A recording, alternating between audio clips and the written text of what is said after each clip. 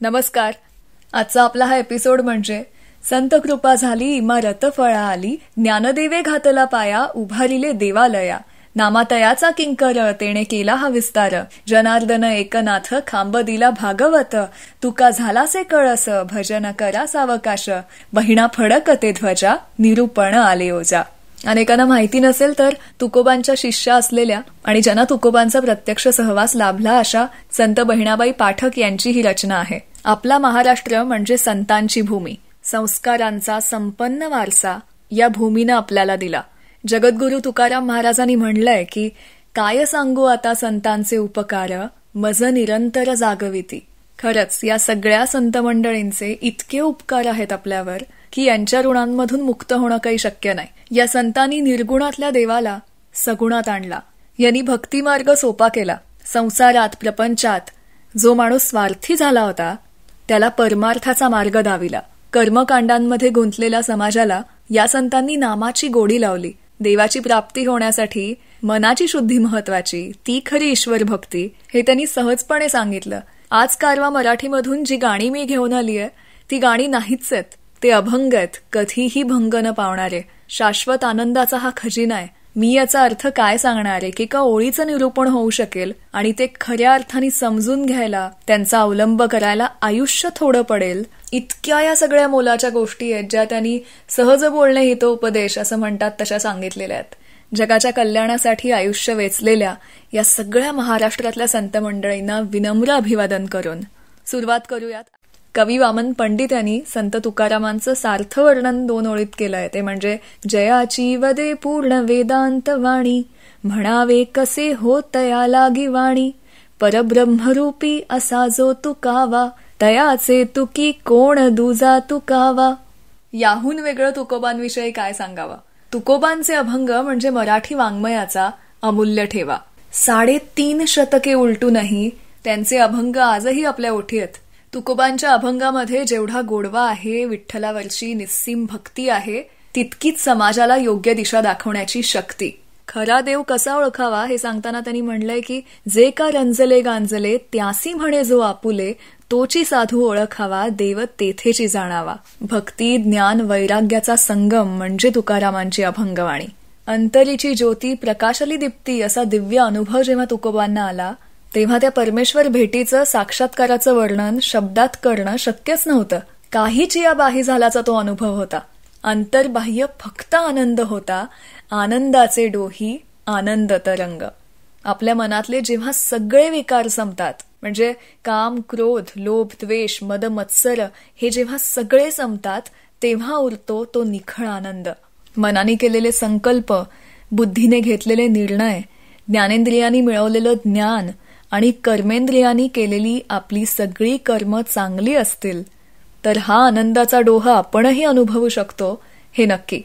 संत तुकोबांनी ज्ञानेश्वर माऊलींचं जे स्तवन केलंय त्यात ते म्हणतात, ज्ञानियांचा गुरु राजा महाराव, म्हणती ज्ञानदेव तुम्हा ऐसे. तुकोबा ज्ञानदेवांना म्हणतात की आपण ज्ञानी लोकांचेही गुरु आहात म्हणून तुम्हाला ज्ञानदेव असं म्हणतात.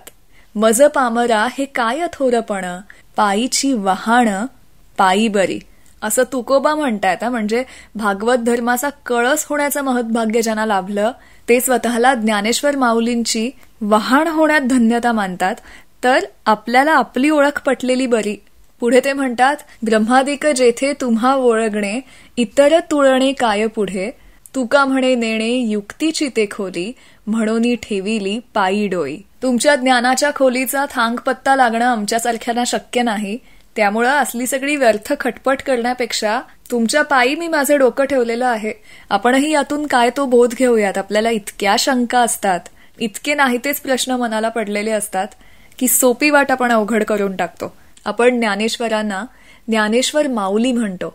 खरंच ती आपल्या सगळ्यांची माऊली आहे. त्यांची काहीही चूक नसताना लहान वयात त्यांना खूप सोसावं लागलं, पण तरी सुद्धा त्यांनी आपल्याला शिव्याशाप दिले नाहीत तर अवघ्या विश्वाच्या कल्याणासाठी, शांततेसाठी आणि प्रगतीसाठी प्रार्थना केली. ज्ञानेश्वरी लिहून 750 अधिक वर्षांचा काळ आता झालेला आहे, पण तरीही ज्ञानेश्वरीचा अभ्यास करणाऱ्या प्रत्येकाला दरवेळेला एक वेगळा अर्थ समजेल इतकी सामर्थ्यवान आहे आणि प्रकाश दाखवणारी आहे. विश्वाचे आर्त माझ्या मनी प्रकाशले, अवघेची झाले देह ब्रह्म. सगळ्या जगासाठी, विश्वासाठी दाटून आलेला कारुण्य भाव, आर्तता ही या सगळ्याचा आशय आहे. परमेश्वराचा साक्षात्कार झाल्यानंतर त्यांचं मन हे विश्वमन झालंय. अवघेची झाले देह ब्रह्म, संपूर्ण काया ही ब्रह्मरूप होऊन गेलीय. आपल्या आयुष्याचा, वैयक्तिक गोष्टींचा, सुखदुःखाचा विसर पडल्यावरच विश्वाविषयीचा एकात्मभाव जागा होतो, असं माऊली यात म्हणतात. या विश्वाचे आर्त मधली जी आर्तता आहे ती आपल्यापर्यंत सार्थ पोचवतात हृदयनाथांचं संगीत आणि लता दिदींचे चिरंतन स्वर. हे संगीत सुद्धा या रचनांसारखंच आहे, कालातीत, चिरंतन आणि शाश्वत. ज्ञानेश्वरांनी ज्ञानेश्वरीत एकही अपशब्द सांगितला नाही, एकही टाकाऊ शब्द नाही. समाजाने त्यांना एवढं छळलं, नाही ते आरोप त्यांच्यावरती केले. त्यांची काहीही चूक नसताना त्यांना सारं काही सोसावं लागलं. त्यांनी इतकं सोसलं की ते सहनसिद्ध झाले. आकाशाने सुद्धा त्यांच्या पायावर डोकं ठेवलं. गोदावरीनं त्यांना कूस दिली. इंद्रायणीच्या वाळवंटानं त्यांच्यातला पाझर आपलासा करून घेतला. सूर्यानं आपलं निरंजन त्यांना बहाल केलं. चंद्रानी घर दिलं, चांदण्यानी कांबळी दिली. साऱ्यांनी सारं देऊनही ज्ञानदेव तसेच समधात राहिले. 1999 मध्ये प्रकाशित झालेल्या पसायदान या पुस्तकातला हा थोडासा भाग. जसं यात म्हणलंय की साऱ्यांनी सारे देऊनही ज्ञानदेव तसेच समधात राहिले. समधातचा अर्थ काय? तर जशी कमळाची पानं जलाशयात असतात, पाण्यात असतात, पण तरीही अलिप्त. मनाच्या या समधात अवस्थेचं वर्णन संत ज्ञानेश्वरांनी नुरोनिया ठेला असं केलेलं आहे. म्हणजे बाह्य स्वरूपी तो इतका निश्चल आहे की खरंच जिवंत आहे का असा प्रश्न इतरांना पडावा, आणि तो जिवंत असला तरी जणू काही जिवंत नाही असं वाटावं असा. या अवस्थेला सहज स्थिती किंवा निजस्थिती असंही म्हणलं जातं. ज्ञानेश्वर माऊलींच्या मनाची हीच अवस्था होती. लौकिकापासून ते अलिप्त झाले होते. देहाने सगळे भोग ते सोसत होते, पण त्यांचं मन हे विश्वात्मक झालं होतं. परमेश्वराशी ते इतके एकरूप झाले होते की तुझा तुची देव, तुझा तुची भाव, फिटला संदेह अन्यतत्वी, द्वैत अद्वैताच्या पलीकडे ते गेले होते. त्यांच्या याच समाधी अवस्थेची अनुभूती म्हणजे अरे अरे ज्ञाना झालासी पावन, तुझे तुझं ध्यान कळो आले. आपल्यातलाच देव सापडल्याचा आनंद, गुरुकृपेमुळे पावन झाल्याचं समाधान यामध्ये अनुभवायला मिळतं. हृदयनाथ मंगेशकरांनी जेव्हा या अभंगांची गाणी करावीत असा विचार केला, त्यामागे त्यांना भावला होता माऊलींच्या ठाई असलेला अलौकिक काव्य प्रतिभा संपन्न असा महाकवी, महान तत्वज्ञ. या कवित्वाचा मोठेपणा मंगेशकरांनी जाणला होता. ऋणू झुणू रे भ्रमरा मध्ये भ्रमरांचं गुंजन आहे. भ्रमर म्हणजे भुंगा. आताच्या पिढीतल्या मंडळींचं मराठी थोडंसं वीक असल्यामुळे, कच्चं असल्यामुळे भ्रमरचा अर्थ इथे सांगितला. ही भ्रमराची उपमा ज्ञानेश्वर माऊलींनी आपल्या मनाला उद्देशून दिलेली आहे. आपलं मन असंच आहे, नाचरं. ते कुठेही स्थिर व्हायला तयार नाही.